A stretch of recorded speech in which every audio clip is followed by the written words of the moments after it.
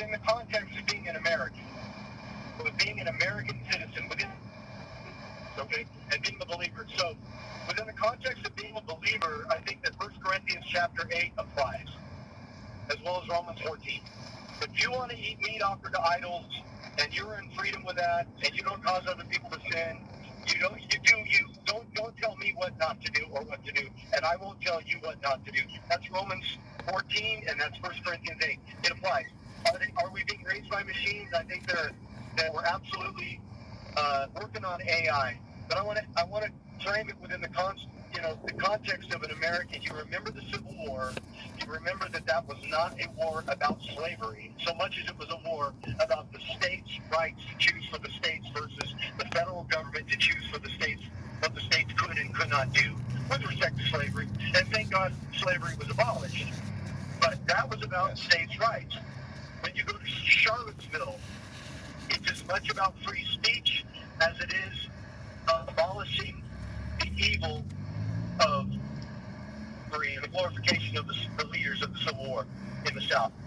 I say that there were, on that debate, freedom of speech in Charlottesville, that there were good and bad people on both sides of that debate.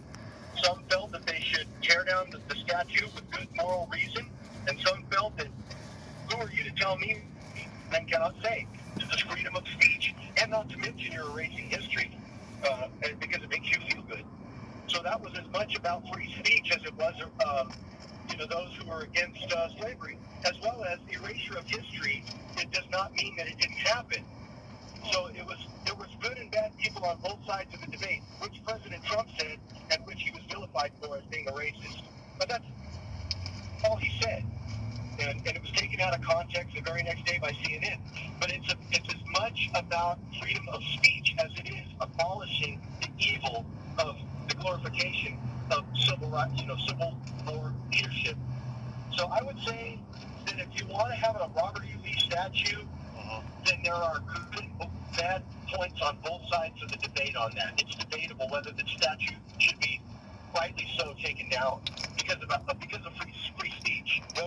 Political correctness, again, is a new and terrifying form of censorship, and censorship is the basis of tyranny, and if you don't want tyranny, then we must resist.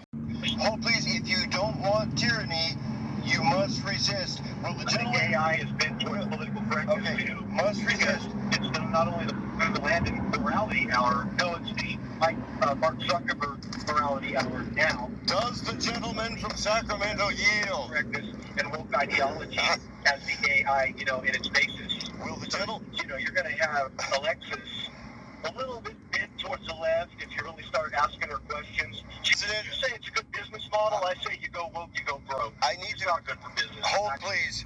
It's good for patting yourself on the back and congratulate yourself and pat yourself on the back as being morally superior or at least virtuous, but it's a bad business model because it's a fallacy.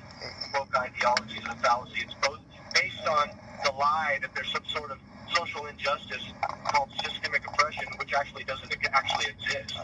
What oppression? Which oppressor? Where's the evidence for that actual oppression? Are there racist people? Yes. Are there stupid people? Yes. Are there bad cops? Yes. Is the system racist? No. Show me which law you're talking about. Which system specifically? You won't find it. It's all based on emotion and not fact. So it's a product. It's not actually real. And we're consuming it. If we don't know any better, we're hooked on it because of the dopamine that we get from feeling good. It's a product. Yeah, that's a great question. I don't know. I think that's a great question.